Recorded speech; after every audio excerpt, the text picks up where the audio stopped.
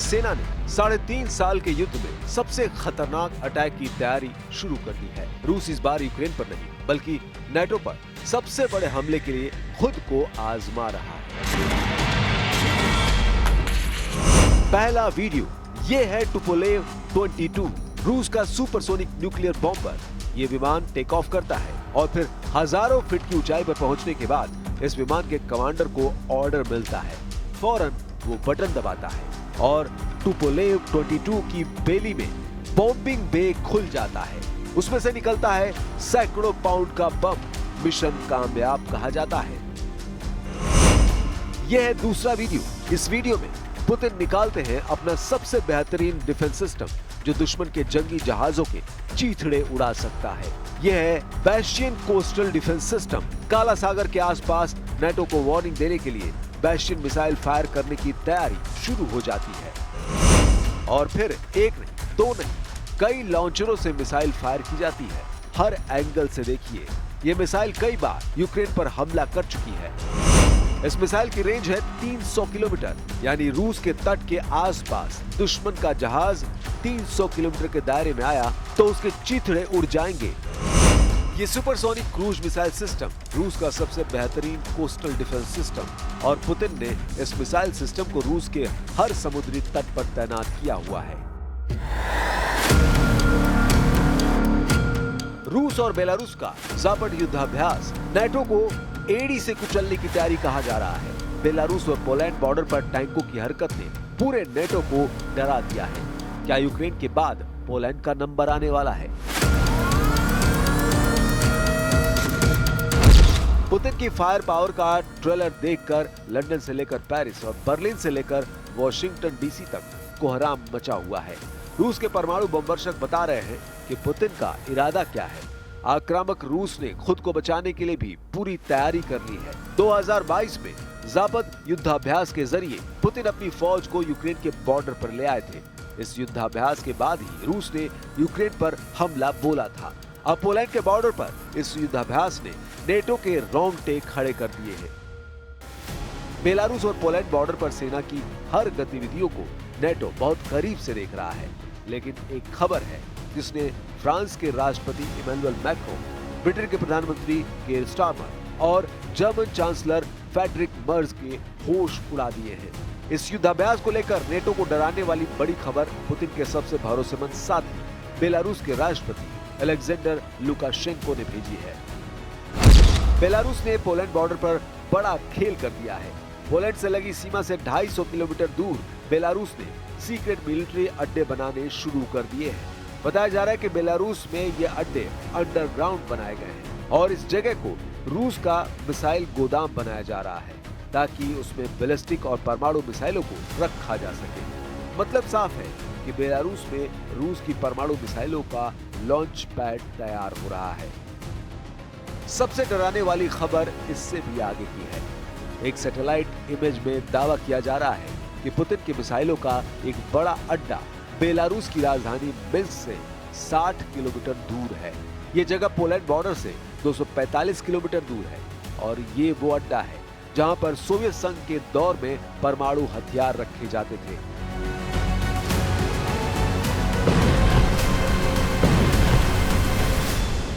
रूस और बेलारूस या कहें कि पुतिन और लुकाशेंको दोनों की दोस्ती नेटो के लिए बहुत बड़ा खतरा मानी जाती है। लुकाशेंको कहते आए हैं कि वो पुतिन के सबसे मजबूत साथी हैं और पुतिन भी बेलारूस की वफादारी के कायल हैं। Мы активно отслеживаем всю военную активность, которая происходит вблизи наших границ, и готовы отреагировать на любые провокации, которые возникнут в ходе проведения учения «Запад-2025». इसलिए पुतिन बेलारूस में अपना मिसाइल गोदाम बनाने के लिए तैयार हुए हैं। ऐसा गोदाम जहां पुतिन की परमाणु मिसाइल भी रखी जाएगी। वैसे इसकी तैयारी पिछले 2 सालों से चलती आ रही है। इसका बड़ा मैसेज क्या है वो समझिए। बेलारूस में मिसाइल तैनात करने से यूक्रेन के साथ 4 और देशों पर परमाणु हमले का खतरा सताने लगा है। इसमें लातविया और लिथुआनिया है, एस्टोनिया है और सबसे बड़ा डर पोलैंड को भी है।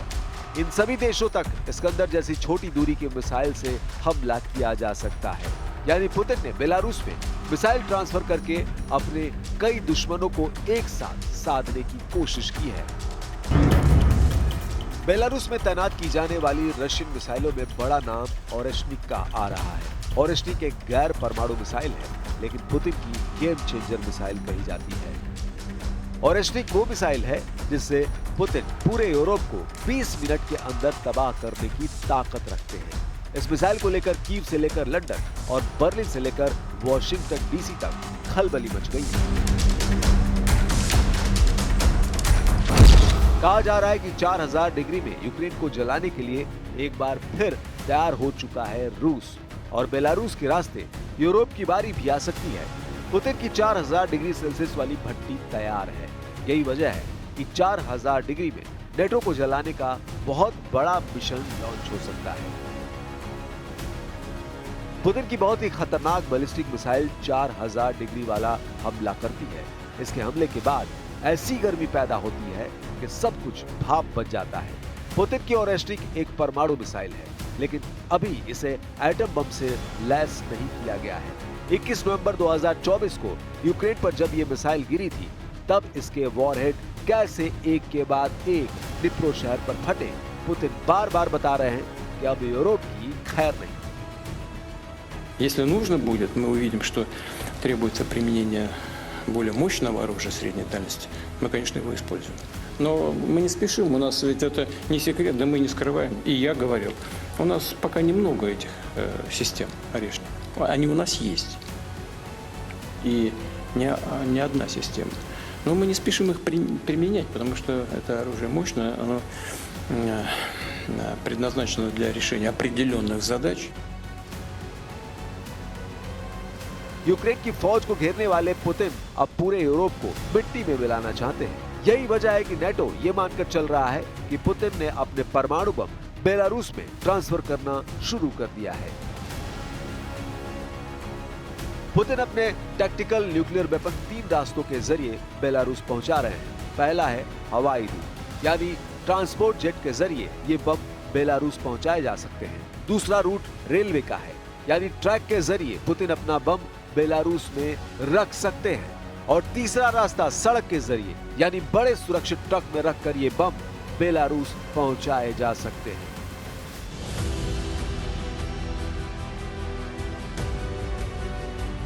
अब पोलैंड को लेकर नेटो का डर समझिए, क्योंकि फ्रांस ने अपने 3 राफाल फाइटर जेट पोलैंड में तैनात कर दिए हैं। इन विमानों के जरिए पोलैंड के एयर स्पेस को बचाने की कोशिश की जा रही है, ताकि फिर रूस की तरफ से कोई ड्रोन नेटो की सरहद में ना घुस पाए। फ्रांस की एक बड़ी टीम एयरबेस 400 विमान और राफाल विमानों के साथ पोलैंड पहुंची है। इस टीम को बताया गया है कि पुतिन के इरादे कितने खतरनाक हैं और उन पर कितनी बड़ी जिम्मेदारी है। राफाल एक बेहतरीन फाइटर जेट है, लेकिन रूस की सेना ने बेलारूस बॉर्डर पर अपनी गतिविधियां इतनी बढ़ा दी है कि नेटो का हर हथियार फेल साबित होगा। इस बात का खौफ फ्रांस तक में फैला हुआ है। इसमें कोई शक नहीं, बेलारूस में परमाणु मिसाइल तैनात होगी तो समझ लीजिए कि फैसला पुतिन करेंगे, लेकिन मिसाइल लॉन्च करने का बटन बेलारूस दबाएगा। एक तरह से पुतिन ने अपने मिसाइल लॉन्च पैड का बंटवारा कर दिया है और उन्होंने बेलारूस को भी एक तरह से मिसाइल लॉन्च करने में बराबर का पार्टनर बना लिया है। पुतिन के इस फैसले से यूरोप में बहुत ज्यादा दहशत है, क्योंकि ओरेश्निक जैसी मिसाइल अगर बेलारूस से फायर की जाती है तो इसके जवाब में नेटो क्या करेगा, क्योंकि मिसाइल पुतिन की होगी और उसका लॉन्च पैड बेलारूस बनेगा। तकनीकी तौर पर यह हमला रूस से नहीं होगा और ऐसे में नेटो रूस पर जवाबी हमला नहीं कर पाएगा। ठीक वैसे ही जैसे यूक्रेन को दिए जाने वाले लंबी दूरी के हथियार अब रूस में कहर मचा रहे हैं, तो पुतिन नेटो पर जवाबी हमला करने से अब तक बचते रहे हैं। लेकिन पुतिन के बेलारूस में मिसाइल गोदाम बनाने वाले फैसले ने ब्रिटेन, फ्रांस और जर्मनी के खेल को पूरी तरह से पलट दिया है। उत्तरी पोलैंड में उस जगह चलिए जहां रूस का बॉर्डर सिर्फ 6 किलोमीटर है। ये जगह रूस के कालिनिनग्राद के पास है, जो बाल्टिक सागर से लगा रूस का ही एक इलाका है। यहाँ पर पुतिन को रोकने के लिए पोलैंड की सेना उन लोगों को ट्रेनिंग दे रही है जो आम नागरिक है। कोई किसी सॉफ्टवेयर कंपनी में काम करता है तो कोई किसी फैक्ट्री में सुपरवाइजर है। ये है एक कंपनी में ऑफिस एडमिनिस्ट्रेटर एंजिस्का, जो रूस से मुकाबले के लिए ट्रेंच खोद रही है। 36 वर्ष की एंजिस्का जैसे पोलैंड में हजारों वॉलंटियर मिलिट्री ट्रेनिंग ले रहे हैं।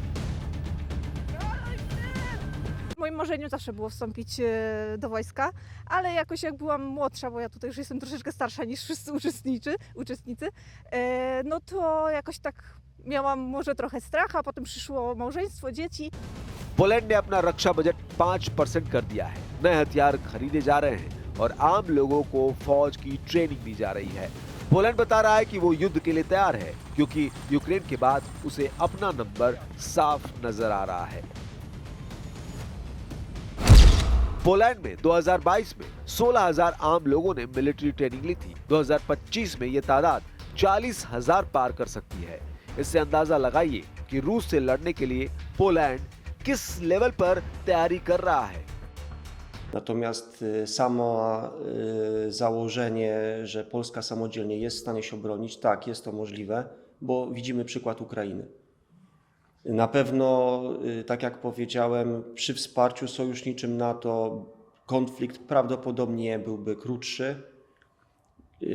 NATO lub Stanów Zjednoczonych, bo to też trzeba rozgraniczyć. Możemy liczyć na Amerykanów jako członka NATO, możemy... Baltic देश और पोलैंड के साथ साथ नेटो की हर पावर घबराई हुई है। वो इसलिए क्योंकि रूस और बेलारूस की जोड़ी पहले यूक्रेन को दहला चुकी है। 2022 में बेलारूस और रूस ने मिलकर एक ज्वाइंट रीजनल फोर्स बनाई थी। इस फोर्स में रूस के हजारों सैनिक शामिल हुए थे। यही फोर्स मिलकर लगातार नेटो के बॉर्डर पर एक्सरसाइज करती रही है। मुश्किल भौगोलिक हालात में कैसे काम करे, इसके लिए बेलारूस और रूस की सेनाओं ने प्रैक्टिस तेज कर दी है।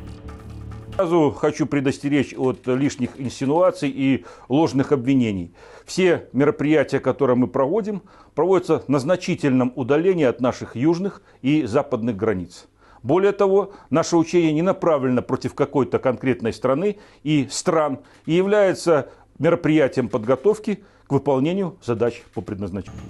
चाहे ठंड का वक्त हो, बर्फ जमी हो या फिर बारिश के बाद दलदली जमीन पर फौज को आगे बढ़ाने का मिशन, रूस और बेलारूस की फौज ऐसे काम कर रही है जिसमें सेना 2 देशों की है, लेकिन उनका कमांडर एक है।